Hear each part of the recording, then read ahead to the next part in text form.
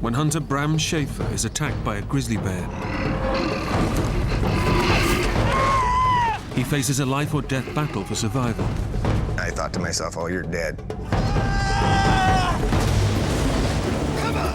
Severely injured and alone, Bram has to fight to get off the mountain in a violent storm. I was starting to think probably wasn't going to make it. Help me, please! Just when it looks like he might be saved, a deadly new threat appears. You could very easily be dead by morning. Bram, stay awake now, come on!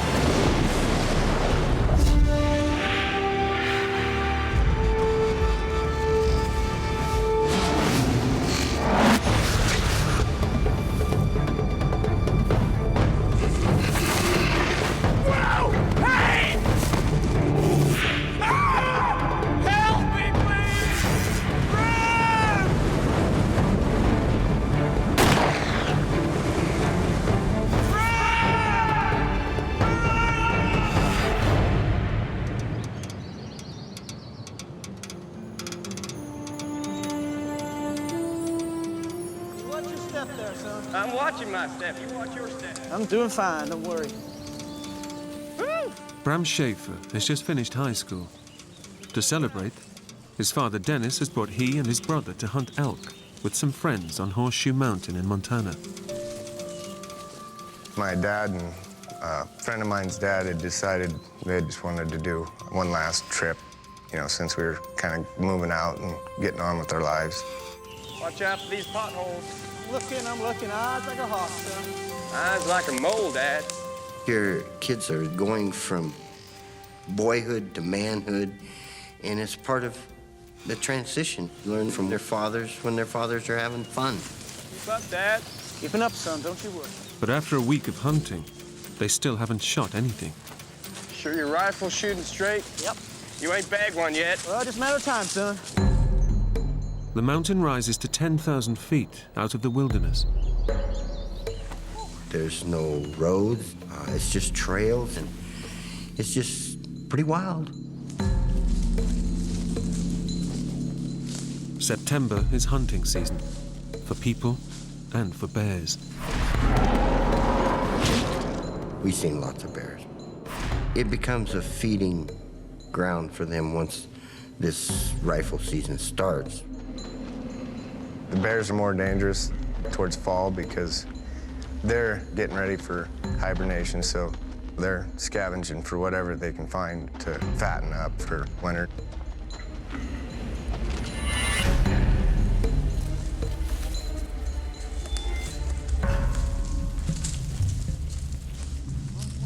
Today is the last day of the trip.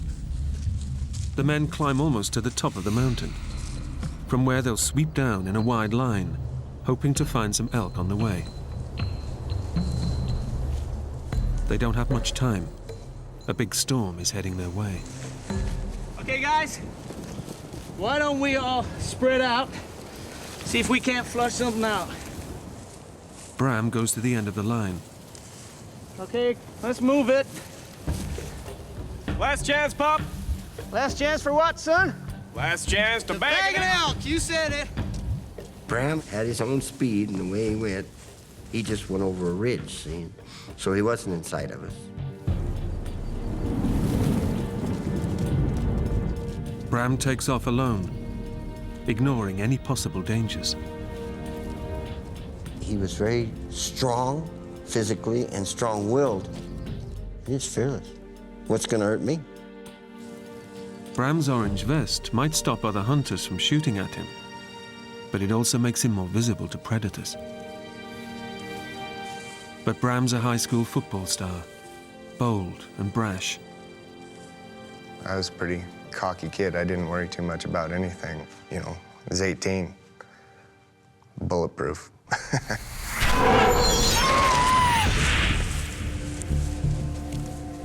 I walked for quite a ways and wasn't seeing much. You know, there's some elk sign on the ground and stuff, but nothing really to suggest anything was around. We were kind of supposed to stay within earshot of each other, but they were up on the top of the mountain and I was off kind of coming around the side, a little lower.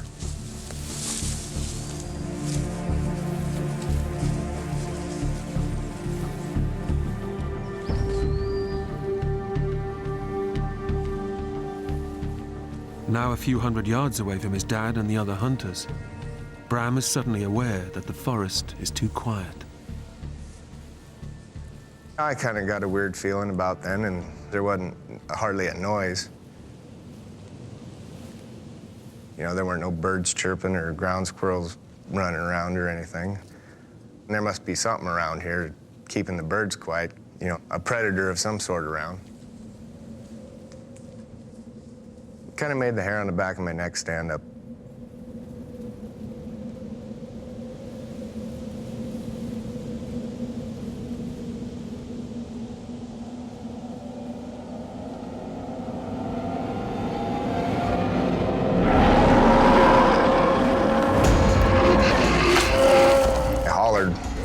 She didn't slow down. My next thought was get the hell out of the way.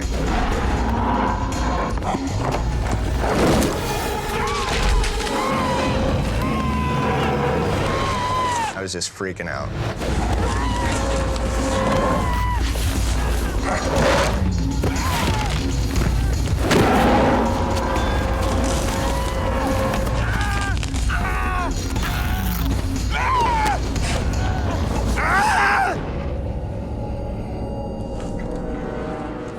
The next thing I know, she's sitting there with her head in my lap, just huffing at me. I was very terrified. I thought to myself, you need to either eat me or get off of me. My temper was starting to get the better of me. So I reached up and punched her in the nose. I come back with my other hand, and she bit through my thumb. And I got to looking around, trying to find my gun. She was sitting on it with her hind legs. Just picked me up and shook me like a puppy with a sock.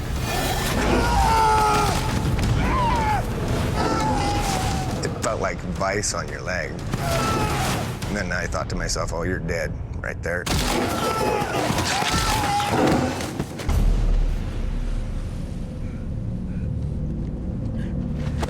When she got done shaking my leg, she just kind of dropped me. I think she was just gonna see if she'd done enough damage that she could just leave me there. As long as Bram keeps still, the bear thinks he's no longer a threat. The moment he moves, the bear attacks again.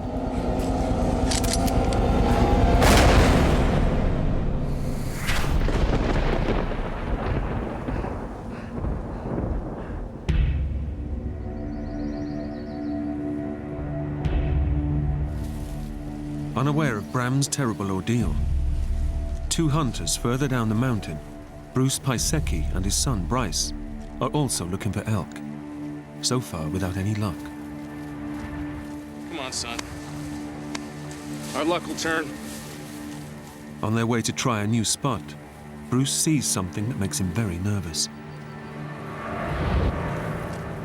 I'm starting to see bear sign and footprints of the bears. See that? It's a big claw. Pretty recent, too. But the hair was starting to stand on the back of my neck. With bears in the area, Bruce wants to get off the mountain as quickly as possible. That means going straight down through unknown territory. At the bottom, they'll try to find a trail to lead them back to their camp, a couple of miles away.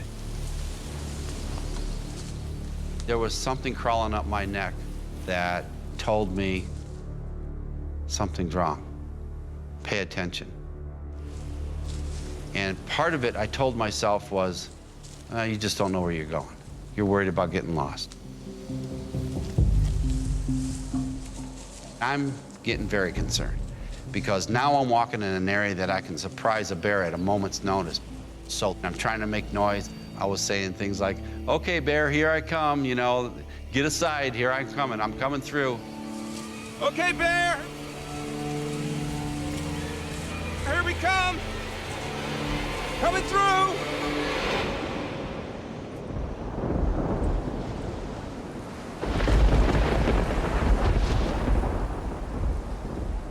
Bram has done the nearly impossible. He's killed a grizzly with a single shot.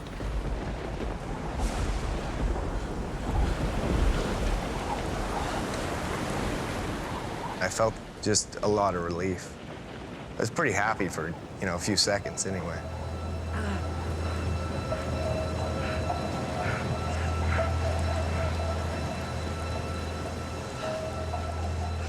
Didn't really know what all the wounds I had. I was just kind of trying to figure out, what damage was being done and what I needed to do to get out of it.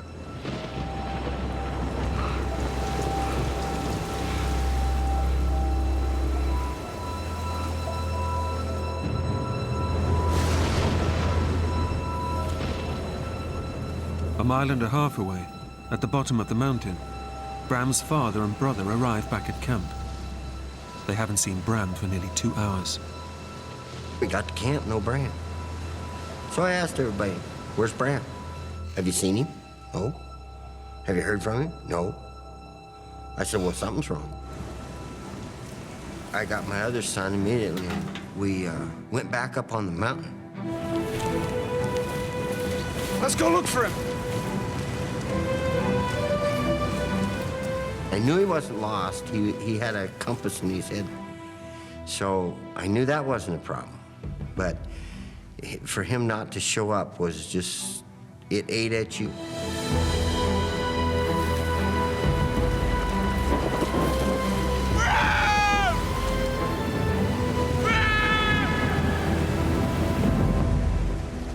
Back up the mountain, Bram is taking stock of his wounds. Adrenaline is pumping through his body, so he has no idea how badly he's hurt. I noticed my shoulder hurt. My head was bleeding, but I didn't really know what all the wounds I had. Bram has been savagely mauled. The bear has ripped his scalp and bitten deep in several places. But the adrenaline is stopping him from feeling the worst of his injuries. Standing up for the first time since the attack, Bram is in for a shock. His right thigh has been ripped from the bone. My upper thigh was just shredded. You could see the artery in there just pulsing, and then just big slabs of meat just kind of hanging loose.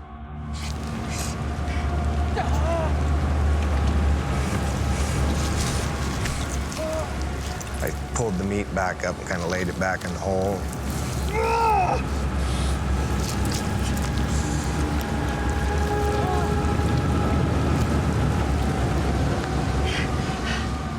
I wrapped my hunter's orange vest around the wound and kind of tried to tourniquet it a little bit.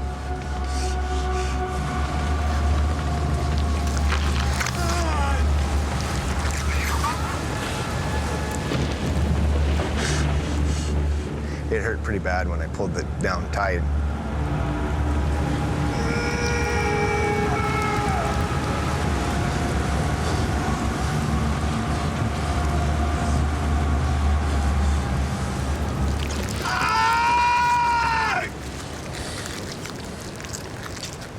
The first thing, I sat there and I shot 3 shots like they teach you in hunter safety, and it's, it's supposed to be the universal signal that I need help. Somebody's supposed to come find you.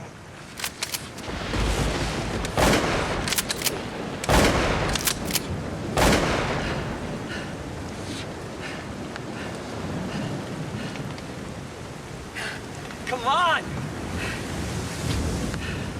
Damn! Help!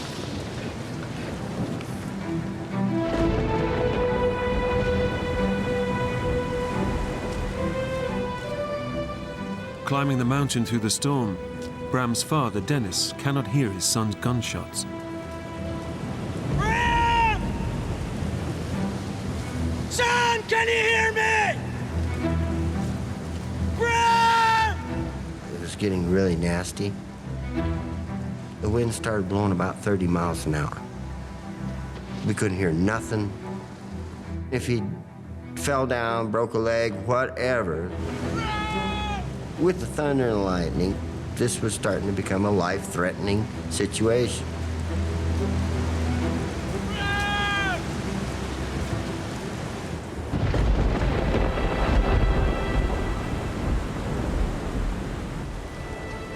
When no one responds to his distress signal, Bram's hopes of being rescued begin to fade. And I sat there for maybe 10 minutes thinking, you're an idiot. Nobody's gonna come get you. You hear 3 shots all the time. You never go look for anybody. So I had to decide what I was gonna do. And I just decided I better get up and get going. But walking with such terrible injuries is nearly impossible.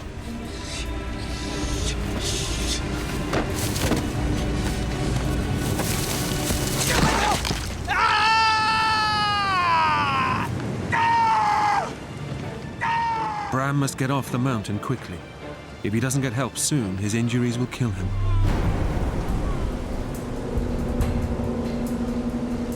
Help!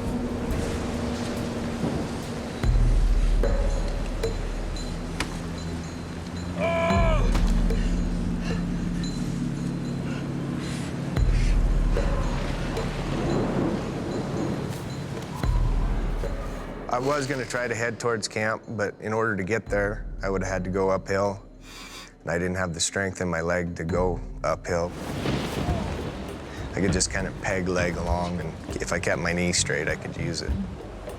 So I just picked out a point out there where I knew I would come across a trail and started heading for that.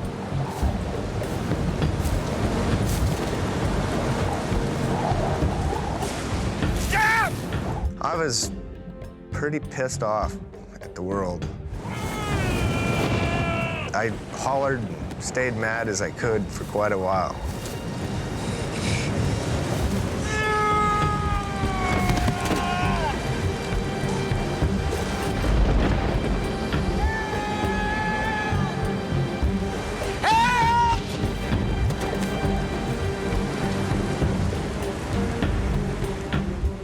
Bram's anger is fueling the adrenaline that's pumping through his system. It's the only thing fighting the pain and keeping him alive. I think the things that kept me going were just willpower and a good, healthy anger base.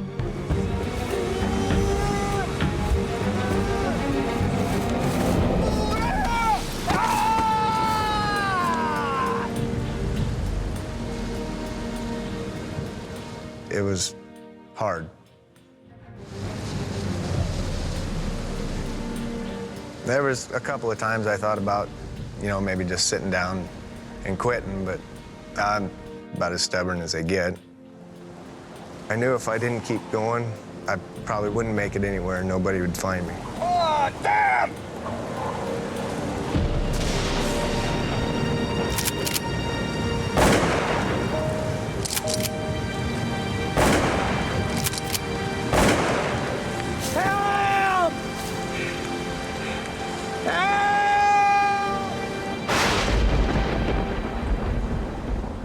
As night falls, the storm gets worse.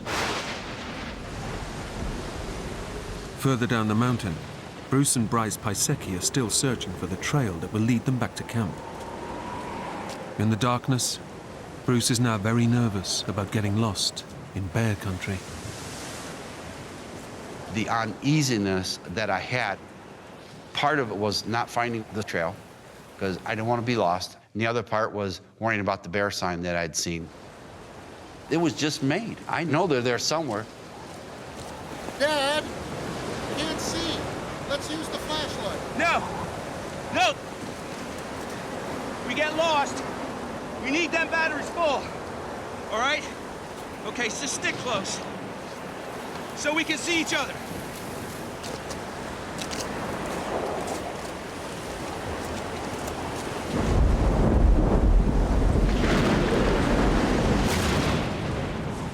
On the other side of the mountain, Bram's father, Dennis, combs the slopes in a desperate search for his son. And the weather finally went down to about 10 degrees. And he's out there.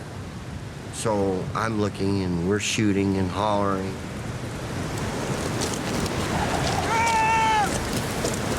Son, can you hear me?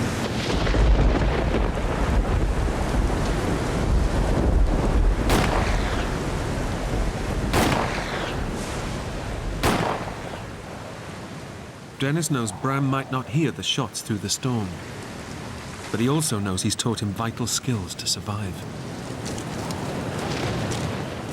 He knew how to get under shelter without having fire. He also knew that if you are caught in cold weather, you walk. No matter if you walk a 100-foot circle, you walk until daylight. But Bram's leg is so badly mauled that walking down the steep mountain slope is impossible. With every fall, Bram risks tearing the exposed artery in his leg. If it bursts, he'll bleed to death in minutes. Alone and on the wrong side of the mountain, Bram begins to realize how slim his chances of survival are. I was starting to think probably wasn't going to make it.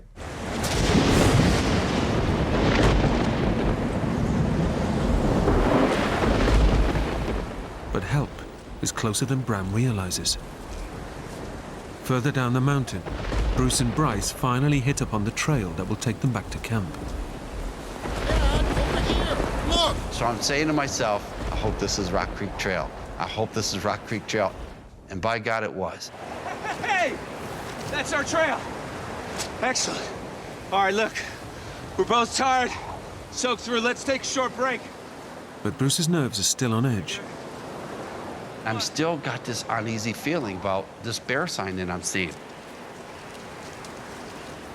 His fears are aggravated by the fact that he and his son are using old-fashioned muzzle-loading rifles. It's a fun weapon, and it is a primitive weapon. It's kind of like shooting with a bow and arrow. You only get one shot, basically. But if the powder gets wet, the gun is useless. And I thought, you know, we're all wet. These weapons are wet. We don't know if they shoot when they're wet. Let's see if this thing works.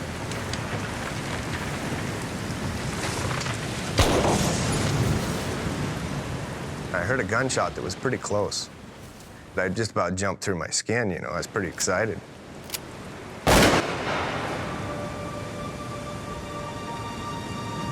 I think that's Dave. I thought it was my friend Dave because now I'm an hour late for dinner. Dave! Dave! Over here! Dave! Help! Down here! Dave! Help! Help me! I heard this voice come around in the wind, Did you hear that? Yeah. but it was like a frantic voice. And I thought, that wouldn't be Dave. I mean, Dave, if he's looking for me, he knows he's found me. He wouldn't be screaming. Dave! Dave! Help! Knowing help is nearby, Bram begins to relax. But it's too soon, and it puts him in even greater danger. I didn't have to bear the whole weight of it anymore, so my body started shutting down, Help me! quivering, stuff. So Help me! Bram is going into shock. If he loses consciousness now, Bruce and Bryce might not find him until it's too late.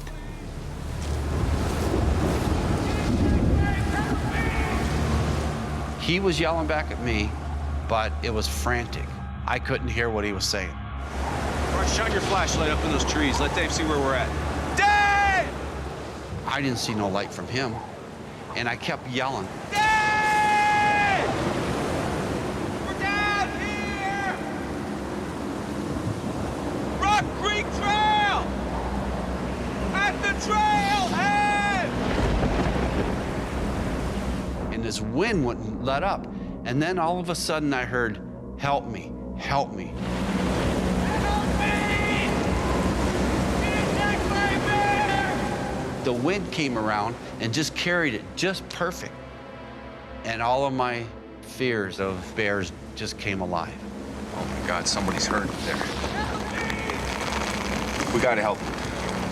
You stay behind me. Anything comes at us, use that muzzle loader, you understand? You all right? Bruce and Bryce start climbing towards the voice in the darkness. But Bruce is hesitant, fearing he's leading his son into a potential bear attack. Where are you? Where are you at? As I'm getting closer, I'm yelling at the top of my voice because now I'm scared. And I'm going, where you at? Who are you? I was getting excited because I knew there was a bear in the area. And this guy said he was attacked.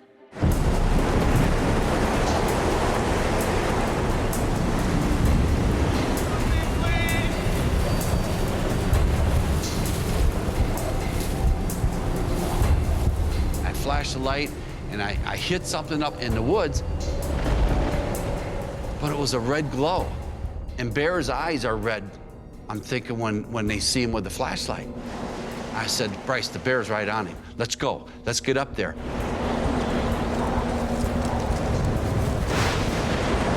Help me, please.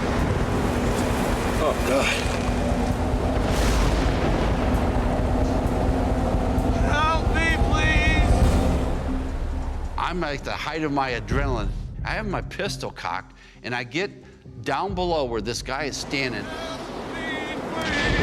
He's just shaking like crazy, and steam is rolling off of him. Don't move. Stay where you are. I'm coming. Help me, please. Where's the bear? Bear's dead. My mind's really racing. I don't know what to do with hurt people. You can just kind of see the color leaving his face. But, you know, he never really acted panicky or anything around me. Even though he looked hideous to me, in my mind I'm thinking, reassure him that he's gonna be okay. What's your name, son? Bram. Okay, Bram. Now we're gonna get you off this mountain, okay? Get you back down to camp, all right? God, I kept saying, Bruce, don't freak out. You gotta help this guy. There's nobody else around. Nobody's gonna help him but you. All right. Here. My concern was to get him to safety. Hold this too. Here. Okay, you ready? All right, here we go. Bryce was only about 19 years old. Oh, have you got him, Dad? I was in pretty good shape. I was a painting guy. I was up and down ladders all the time, carrying stuff that requires a lot of strength. I said, I can do this. Come on, Bruce, you can do this.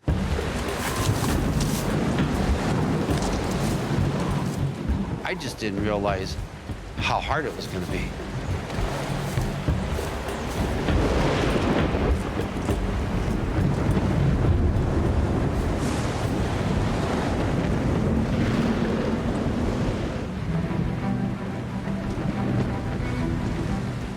A mile away, on the other side of the mountain, Bram's father is still searching for his son.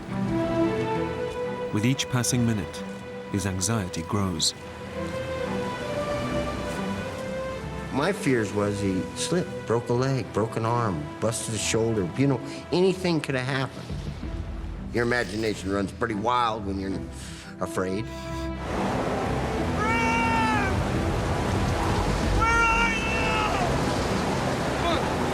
Let's drive here. Dennis won't ever give up. But the others know that the chances of finding Bram at night, in the raging storm, are slim. On the other side of the mountain, Bruce is struggling to carry Bram. His strength is running out. And I'm saying to myself, Jesus, this can't be this hard. And it was like the worst thing in my world. I thought, how am I gonna continue this? But I said to myself, whatever you do, Bruce, don't give up. You have to get this kid back to safety.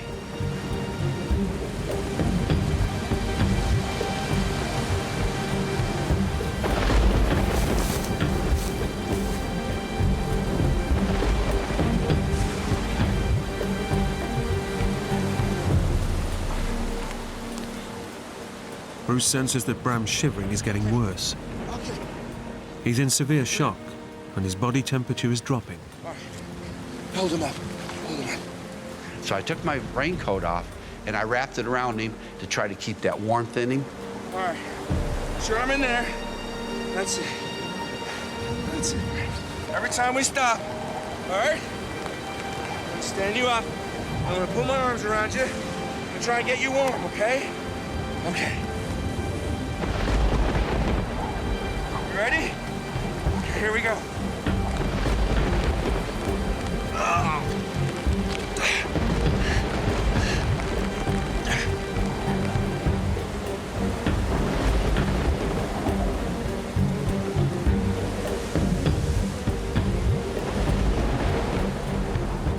But the relentless storm and the slippery ground are taking their toll on Bruce. Only a few minutes later, he has to put Bram down again. Now it's only been 50 yards, and I'm winded again. And I'm going to myself, you cannot give up, Bruce. You cannot give up. I'm exhausted. I'm tired. I am breathing so hard, and I'm sweating so bad. I know I'm in trouble. But Bruce knows he must get Bram off the mountain fast. If he fails, Bram will die.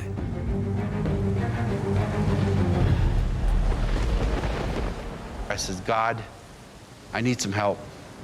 And then I fired off my 3 last rounds of my pistol to try to get more help. I heard a gunshot, and I thought to myself, what a fool. Who would shoot an elk at this time? By chance, Andy Wolf has also been hunting on Horseshoe Mountain. When I heard the second shot, I got that uneasy feeling. And when I heard the third shot, I knew something was wrong. Somebody maybe was disoriented. I thought maybe we would just go find him and help him off the mountain. Andy knows there are others camping nearby who can help him form a search party. I knew better than to go up onto that mountain in a storm alone. Joined by the other hunters, Andy Wolf sets off in the direction of the 3 gunshots. So here we are going this huge mountain in the middle of the night with roaring wind. We're having to yell to each other to even talk to each other.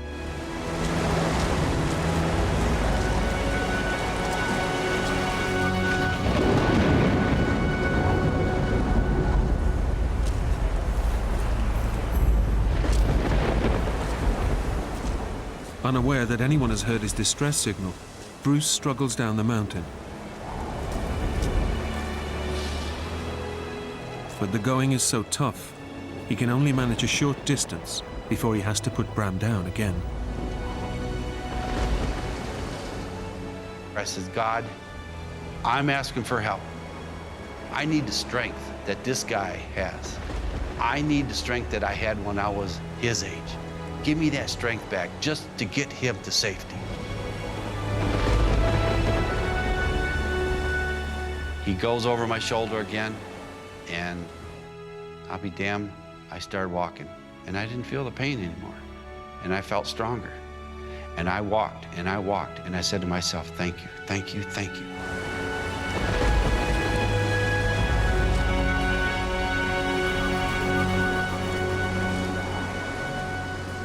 They're now less than a mile from Bruce's camp.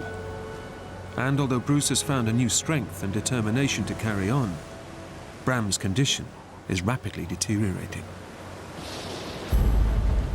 There were several times when I was carrying him that I felt like I was carrying a dead man. And so much so that I stopped to throw him back up on his feet to get him coherent.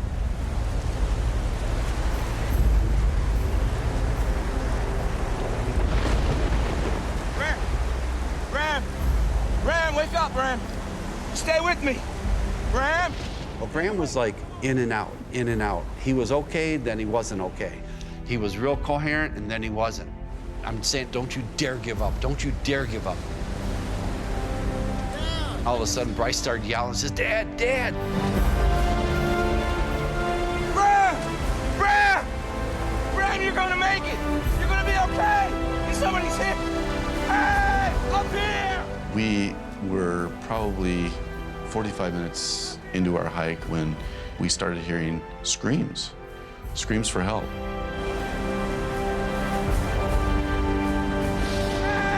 Hey, up here! Up here, help us! What happened? I'll never forget the sight that I saw. It just was very surreal. Like, holy moly, you know, this is serious. It's chewed up really bad.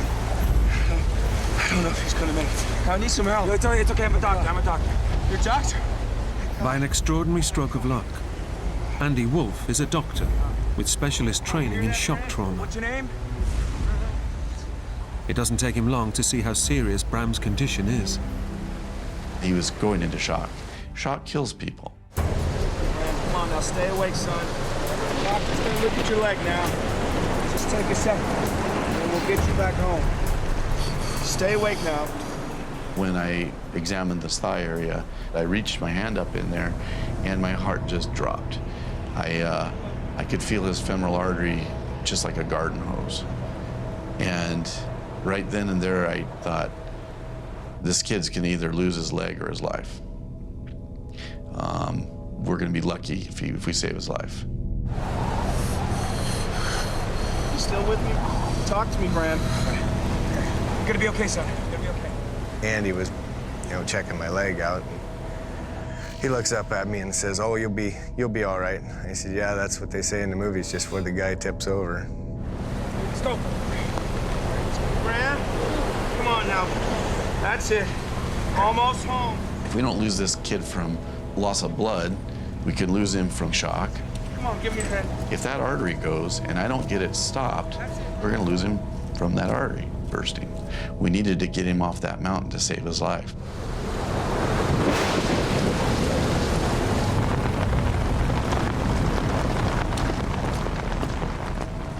The camp is only a mile away from where Bram was attacked by the bear.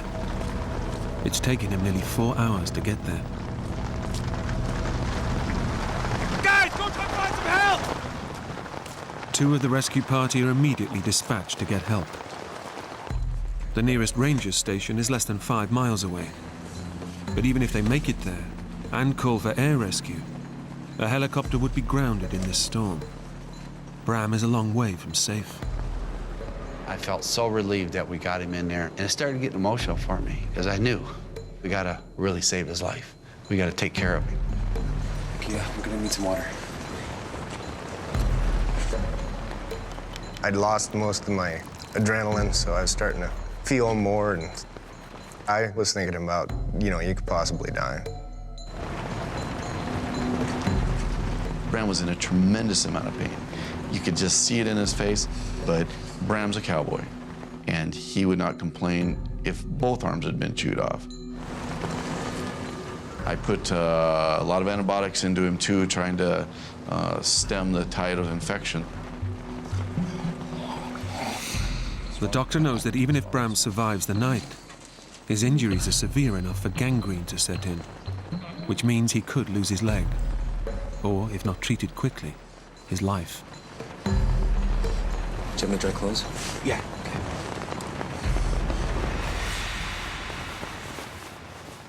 Unaware of the severity of his condition, Bram's thoughts turn to his family.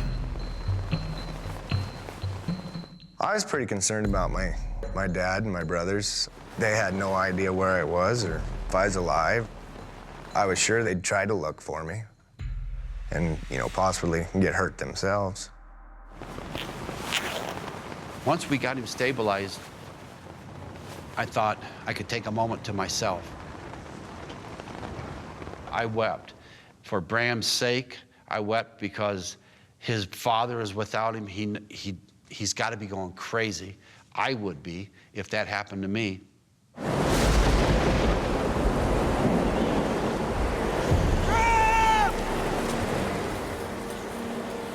Up on the mountain, Dennis Schaefer is confronting his deepest fears. I got to thinking, man, I might not be bringing one home. And that feeling down in your guts, I'll tell you what, is an empty, empty feeling. Searching the dark, treacherous slopes in a raging storm is becoming too dangerous. Dennis's friends decide it's safer to wait until morning. Dennis, we can't go on. I don't care how bad it is. I am not going back. That is my son out there. Dennis, please. I'm sorry. I was determined to be out there looking for him, but the mountains are unforgiving if you're caught wrong, and they will kill you. So I got voted down, and we had to go back to camp.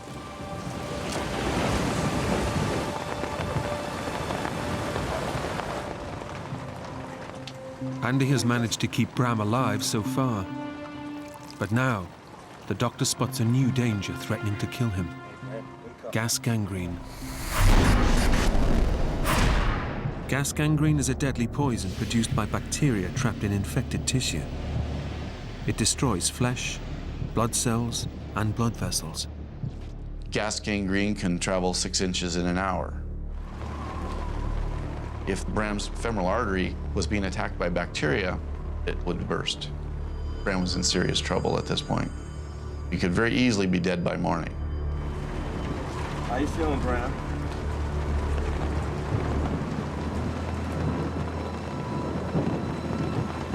I was laying there thinking that, you know, I could lose my leg, and the thought of dying was still there, yeah. I mean, I knew I was in bad shape. Dr. Andy Wolfe has given Bram antibiotics and painkillers. But without more powerful medication, Bram could be dead within hours. The gas gangrene is spreading rapidly towards his femoral artery. If it attacks it, it will burst. It was very serious. It was just as serious as a bear attacking him. 2 miles away, Bram's father has no idea what's happened to his son. He spends an agonizing night waiting for the storm to abate. They wouldn't let me leave camp, and that was probably the biggest torture I went through, was being in that camp, not doing anything. It could drive you nuts as a parent. One of your kids is missing. You know that the elements are horrid. It's unforgiving. I was awake all night, pacing, crying. Your heart just like it was going to explode, you know, because for the lack of ability to be able to go do anything and the unknowing, you know, you just sit down and weep sometimes.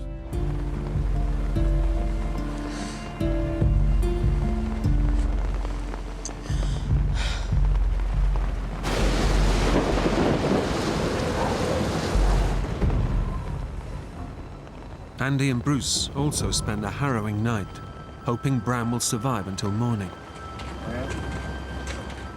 Bruce tries to keep Bram from falling asleep. Wake up. How you doing? Andy said we need to keep him active and keep him going so he doesn't slip into like a coma or something like that. Talk to me, Bram. Come on. How you feeling? I didn't know how long Bram could last, but I knew that at the level of care that he was at, that he would not last. Andy knows that the rapidly advancing gangrene will kill Bram if he doesn't get to a hospital fast. Stay awake, son. I felt very impotent. It was just every moment wish that the sunlight would come. We'd hear a helicopter.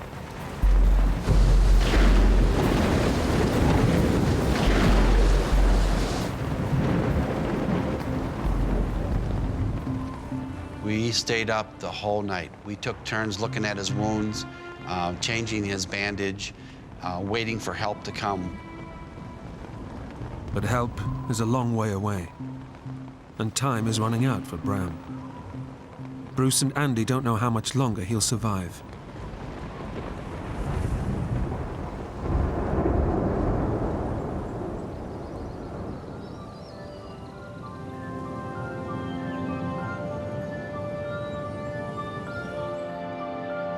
Stay awake, Bram. Just at daybreak, we heard the chopping noise of the helicopter coming. You hear that, Bram? You hear that? I was pretty excited when I heard that helicopter coming in. I've never been so happy in my life as to hear rotor blades. on its way. I was just relieved. You know, I was happy because I thought, wow, he's going to be okay. Okay. 1, 2, 3. Oh! That's it, Bram. That's it. Watch his head. Yeah.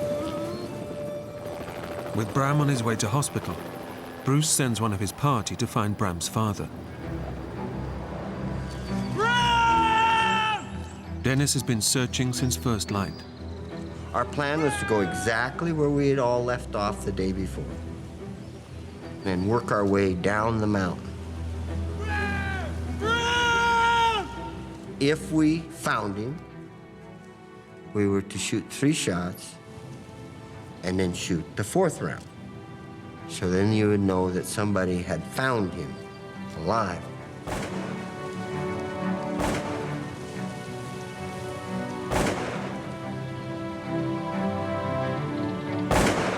Jubilation. Tears run down my face, and we're literally running down the mountain. You're just so happy he was alive. It took 18 days for the doctors at Billings Hospital to save Bram's life. Miraculously, they also saved his leg.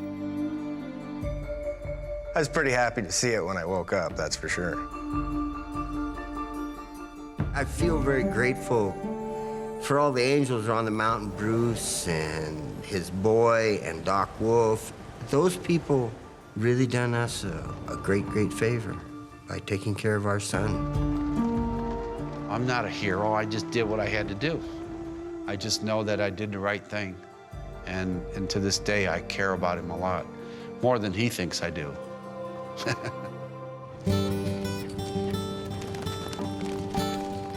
When I left the hospital, they told me I probably would never be able to ride a horse or do this or do that.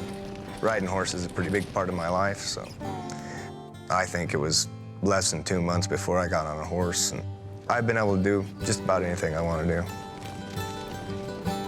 Despite his ordeal, Bram suffered no lasting injuries. Today, he's also a father and looks forward to the day he'll take his own son hunting on the mountain.